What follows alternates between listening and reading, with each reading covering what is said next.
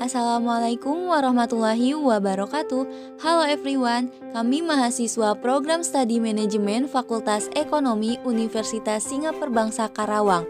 Di sini kami akan menyampaikan studi kasus mengenai fungsi audit SDM pada perusahaan distributor dan percetakan buku pustaka baru.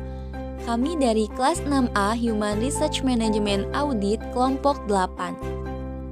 Dengan anggota kelompok Indriani Safitri dengan NPM 19111 dan juga saya Hesti Wulandari Andiningsih dengan NPM 19108.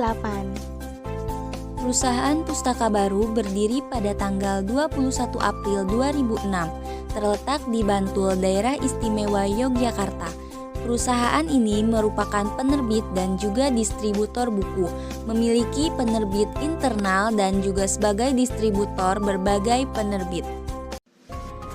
Dengan visi misi, Pustaka Baru dapat menjadi agen terdepan dalam bidang usaha penerbitan dan distributor buku dalam rangka menyampaikan ilmu dan pengetahuan melalui produk-produk inovatif dan berorientasi pasar, serta ikut serta dalam upaya mencerdaskan kehidupan bangsa dengan menerbitkan dan mendistribusikan buku ditandai dengan manajemen dan kinerja yang profesional, perilaku karyawan yang sehat, pola kerja yang harmonis, serta bekerja dengan sepenuh hati.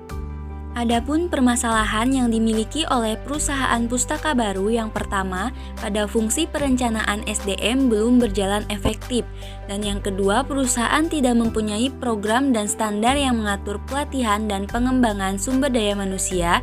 Yang ketiga, dalam fungsi perencanaan dan pengembangan karir belum berjalan secara efektif. Tidak semua karyawan mengetahui tentang program tersebut. Permasalahan selanjutnya, belum ada standar penilaian kinerja karyawan dan penilaian tidak dilakukan secara periodik, serta tidak mensosialisasikan hasil dari penilaian kinerja. Kemudian pada fungsi keselamatan dan kesehatan kerja, perlindungan karyawan belum berjalan secara efektif. Contohnya, belum memberikan asuransi kesehatan pada karyawan. Dan yang terakhir, perusahaan belum memiliki standar yang jelas mengenai kebijakan PHK. Selanjutnya kita akan mengetahui kondisi real pada fungsi perencanaan SDM. Tidak terdokumentasinya perencanaan SDM dengan jelas, prosedur yang mengatur tentang perencanaan SDM di sini masih sangat sederhana. Kemudian kualifikasi SDM yang ada juga tergantung dari pelamar yang ingin bekerja di perusahaan. Kebutuhan karyawan disediakan saat kekurangan atau saat perusahaan tersebut membutuhkan tambahan karyawan baru saja. Selanjutnya, kondisi pada fungsi pelatihan dan pengembangan SDM. Perusahaan tidak mempunyai program pelatihan dan pengembangan karyawan. Selanjutnya, pada fungsi perencanaan dan pengembangan karir. Perusahaan sudah memiliki program tersebut dan yang menjadi dasarnya yaitu dilihat dari kedisiplinan tiap karyawan. Program tersebut dilakukan sesuai kebutuhan, tetapi tidak semua karyawan mengetahui tentang adanya program tersebut. Selanjutnya, kondisi pada fungsi penilaian kinerja karyawan. Yang pertama, perusahaan belum memiliki standar penilaian kinerja. Kedua, penilaian kinerja dilakukan langsung oleh pimpinan perusahaan dengan mengamati kinerja karyawan di lapangan. Ketiga, pengamatan oleh pimpinan perusahaan dalam menilai kinerja karyawan tidak dilakukan secara periodik. Penilaian berupa kedisiplinan, loyalitas, dan cara bekerja.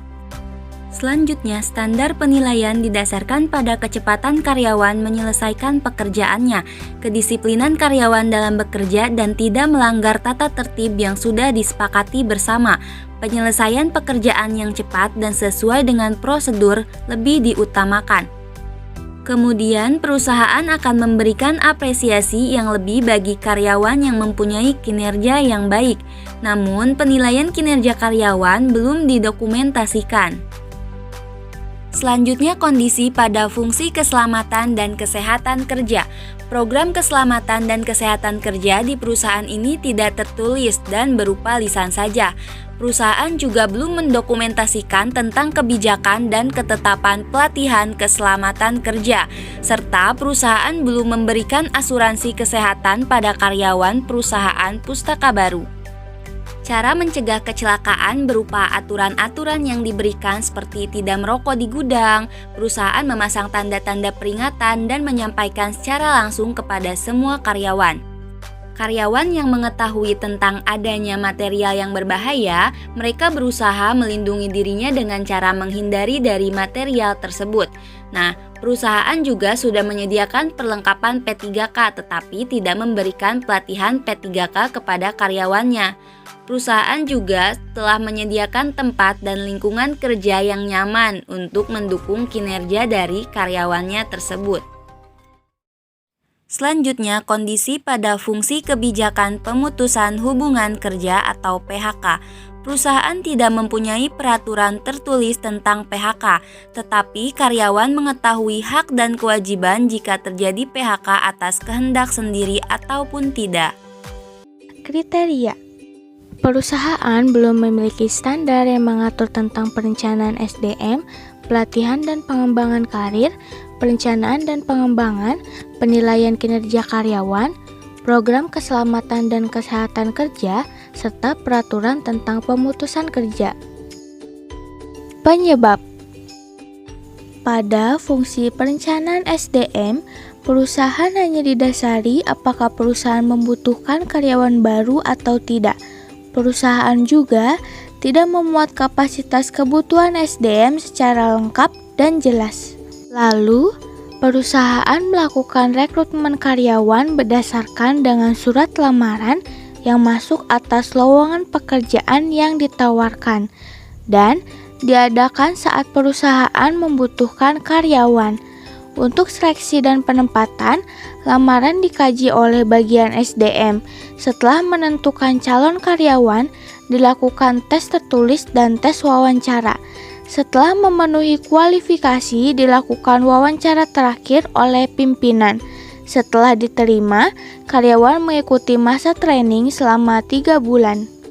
Untuk fungsi pelatihan dan pengembangan SDM, perusahaan belum memiliki standar yang mengatur tentang fungsi tersebut.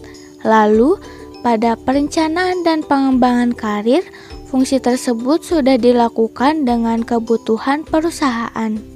Pada fungsi penilaian karyawan, standar penilaian didasarkan pada kecepatan dalam menyelesaikan pekerjaannya, kedisiplinan, dan tidak melanggar tata tertib. Bagi karyawan yang mempunyai kinerja yang baik, perusahaan akan memberikan sebuah apresiasi, tetapi perusahaan tidak mendokumentasikan hasil penilaian karyawan tersebut, serta penilaian hanya berlaku pada satu pihak, yaitu dari pimpinan langsung. Untuk fungsi keselamatan dan kesehatan kerja, perusahaan belum mengadakan peraturan secara jelas mengenai program tersebut.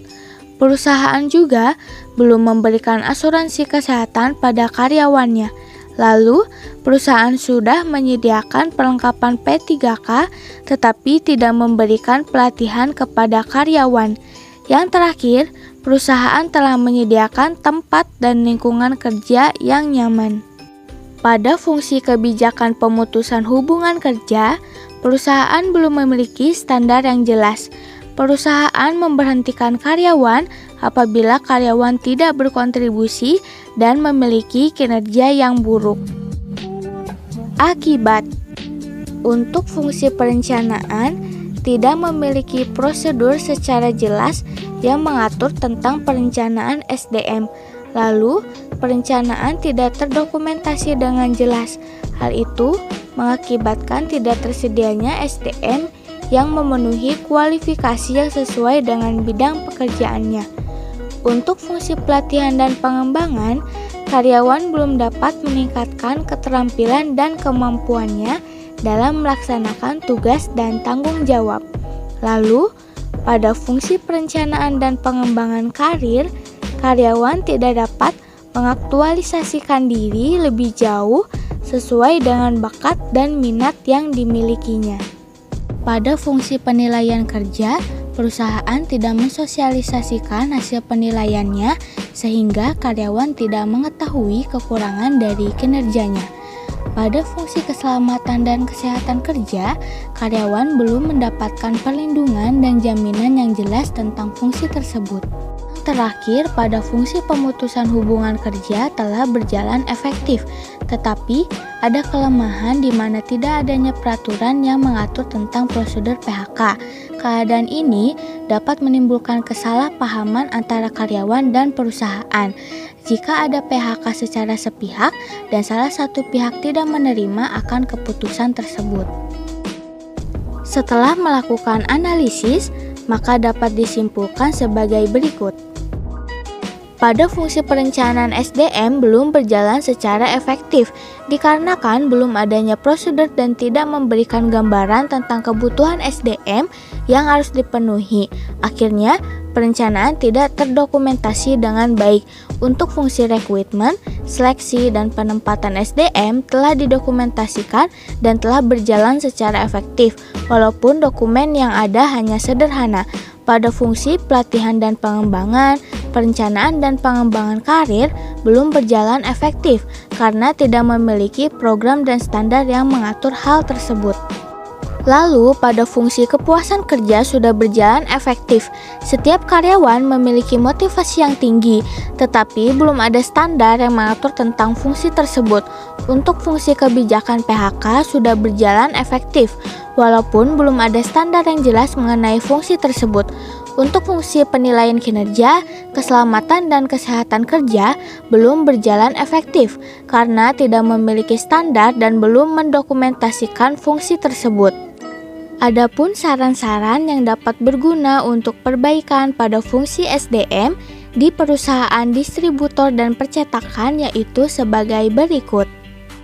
Yang pertama, sebaiknya perusahaan mempunyai perencanaan SDM yang terdokumentasi sehingga ada gambaran jelas tentang kebutuhan SDM yang memungkinkan kuantitas dan kualitas karyawan dapat terpenuhi. Yang kedua, sebaiknya perusahaan mempunyai program pelatihan dan pengembangan karyawan untuk meningkatkan kemampuan dan keterampilan dalam melaksanakan pekerjaannya. Yang ketiga, seharusnya perusahaan memiliki program pelatihan dan pengembangan karir agar karyawan dapat mengaktualisasikan diri lebih jauh sesuai dengan bakat dan minat yang dimilikinya. Yang keempat, sebaiknya perusahaan membuat standar dan mensosialisasikan hasil dari penilaian kinerja agar memotivasi karyawan untuk bekerja lebih baik. Yang kelima, perusahaan seharusnya mempunyai perlindungan terhadap karyawan, lalu memperhatikan masalah kesejahteraan, keamanan dan kenyamanan kerja, serta memberikan asuransi kesehatan pada karyawannya. Dan yang terakhir, sebaiknya perusahaan membuat peraturan mengenai PHK, sehingga karyawan lebih mengetahui hak dan kewajiban jika terjadi PHK. Sekian yang dapat kami sampaikan mengenai studi kasus audit manajemen atas fungsi sumber daya manusia pada perusahaan distributor dan percetakan buku pustaka baru. Jangan pernah menyerah ketika Anda masih mampu berusaha lagi. Tidak ada kata berakhir sampai Anda berhenti mencoba. Brian Dyson.